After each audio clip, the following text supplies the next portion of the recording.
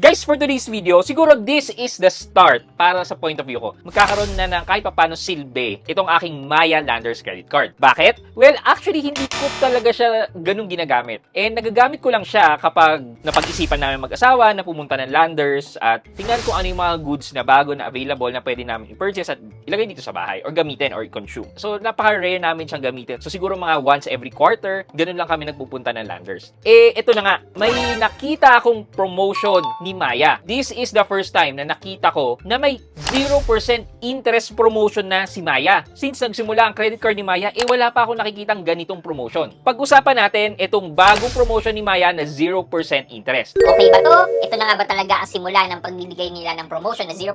Magagamit na ba natin to sa bili ng mga appliance for 0% interest? Well, yan ang pag-uusapan natin today. So, samahan niyo ako. Sit back and let's discuss coming right up.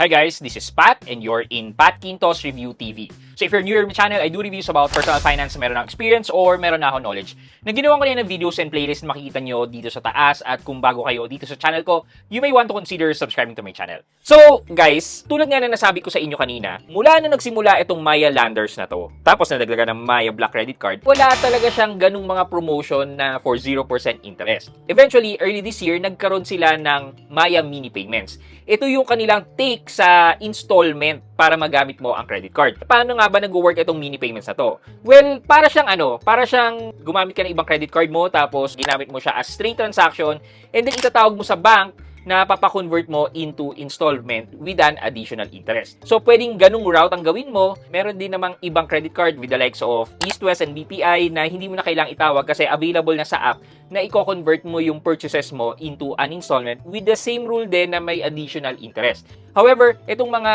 banks natin, yung interest na ginagamit nila kapag walang promo, ganun din, 1%.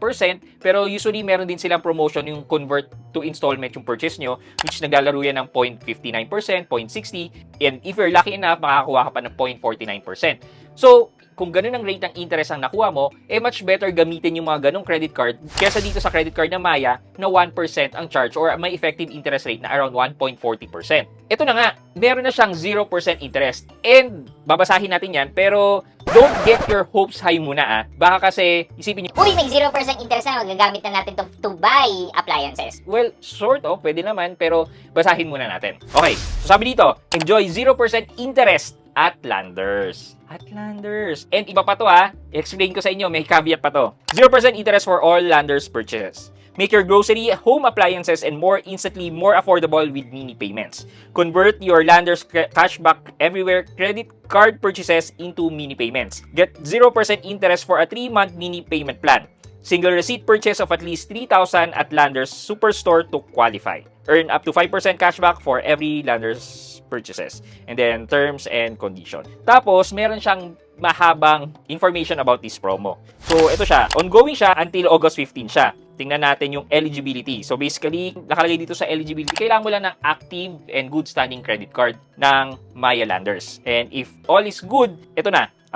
Basically, ang kailangan mo daw dito, mag-purchase ka sa Landers ng straight transaction ng minimum ng 3,000 pesos for that to be converted. Tapos, after which, pag na-post na yan sa account mo, kailangan mong i-apply siya for a mini payment sa inyong Maya app. Tapos, ang pipiliin mo daw doon ay 3 months. So, ito basahin ko lang. Cardholder must convert qualified Landers transaction amount of at least 3,000 to 3 months installment. Only 3-month installment are qualified for interest reversal. Ibig sabihin po neto, na kapag nag-convert po tayo ng purchases natin from Landers, may interest pa po siya. And kapag nag-post na po to, dun lang po magkakaroon ng reversal ng interest na nakalagay din naman po dito sa mechanics. Sabi dito, the 0% interest can be availed by way of interest reversal, which Maya will reflect in the cardholder's account. The monthly mini payment amortization must be posted already. The first amortization is posted in the account 1 month after conversion of transaction to mini payments. The rest of the installment will follow the same schedule in succeeding 2 months. So, yun nga, sinabi ko po na kailangan mo na mag-post yung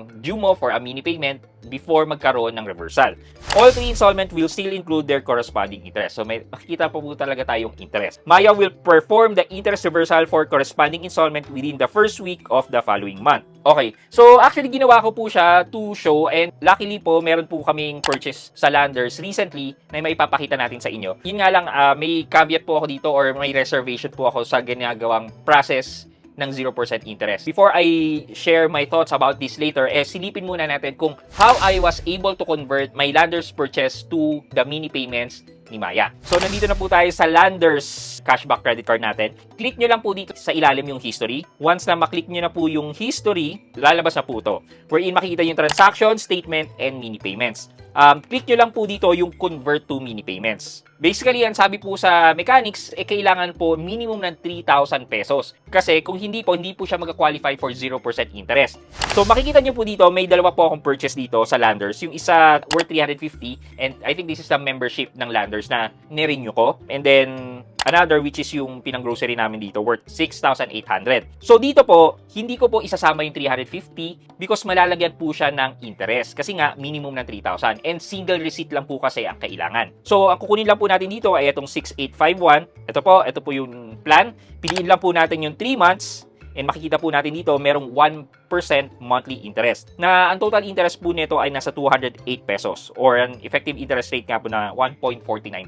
So, ang in-expect natin dito is that yung interest na 208 pesos divided by 3 po yan. And once na mag-post na yung unang bill natin for this mini payment, ay i-reverse po dapat ni Maya. So, i-proceed po natin siya.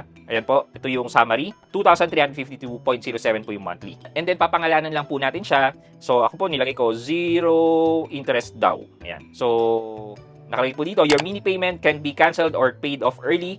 It will be billed monthly until the term ends. So, yeah, let's proceed. Yan. Congratulations, you made purchase easier to manage with mini payments. You'll see your first mini payment in your next billing statement. So, yeah, from 6,851.05 nadagdagan ng 208. So, hopefully, makita po natin yung interest reversal nito once nag-post na po yung first amortization natin with this purchase. Ayan. So, lumabas naman na po siya, 0 interest daw. Yung first payment ko is sa August 13 because today is July 13. And makikita nga po natin na meron siyang interest na 104 pesos. So, hopefully, mabalik po sa atin to by August 13 once it gets posted. So, given this, ano yung sinasabi kong reservation ko about the process na ginagawa ni Maya? Well, first and foremost, this is a good step for Maya na nag-offer na siya ng 0% interest. And maybe later po, di ba, baka magkaroon sila ng ibang partner stores na pwedeng appliance, pwede natin gamitin for 0% installment, and why not, di ba? Ito lang po yung reservation ko doon. Pinasas ko po yung mini payments as what is indicated sa guidelines, pero wala kasi akong parang confirmation na, pasok yan for a mini payment. kasi, like for me, hindi po talaga ako nagpapa-interest na talaga ng credit card. Mula nung na-zero out ko yung credit card ko, all straight purchases ay binabayaran ko in full. Kasi po, ayoko po magka-interest ng 3% per month. Medyo masakit na po yun sa bulsa. So, hanggat maaari, binabayaran ko siya in full. Kaya kung alam ko po na hindi magka-qualify po to at i-interestan po nila ng 1%, sana po binayaran ko na lang po ng buo. Yun naman po yung sa akin. Parang yung setting of right expectation na itong purchase mo na yan ay qualified yan for 0% interest.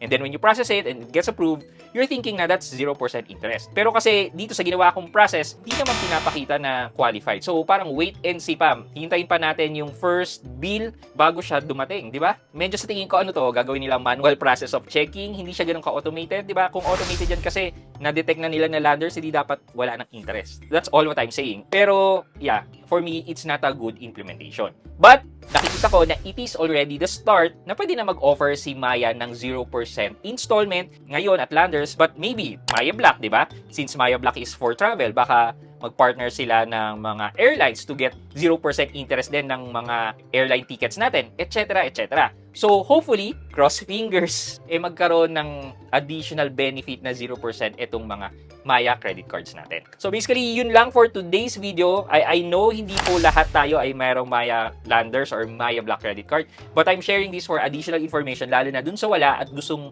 mag-apply ng Maya Black credit card or even Maya Landers credit card. So, for our question of the day, na-mention ko sa inyo kanina na itong credit card ko with Maya, hindi ko siya talaga na-utilize or nagagamit. And mainly, every now and then, kapag nagpupunta lang ng Landers. And because meron akong ibang card na ginagamit. So for our question of the day, kayo po ba, meron din po ba kayong ganitong set ng mga credit line? Credit line po hindi ibig sabihin na credit card. Meron kayong credit line sa iba't ibang loan provider. Pero meron ba kayo dyan na madalas ginagamit? And ano yon at bakit compared sa ibang credit line nyo? Well, let me know sa comment section sa baba for our monthly giveaway. Yun lamang po for today's video, but before we end this video, mag-shoutout po muna tayo at shoutout kay the MZM family at the MZM family 7272. Sabi niya, shoutout po from UAE, Joshua Mendoza. Kay the MZM family, Joshua Mendoza, shoutout po sa inyo and thank you so much po for watching and supporting my videos. Maraming salamat po. And lahat po sa mga kababayan po natin sa UAE, shoutout din po sa inyo. I hope you like this video, leave a thumbs up, and if not, wala nang problema dyan, but continue to support me by subscribing to my channel by clicking the subscribe button and also the bell button sa subscribe para makareceive ka ng latest notification sa lahat ng upload ko. Again guys, this is Pat Quinto and you're in Pat Quinto's Review TV. Bye-bye!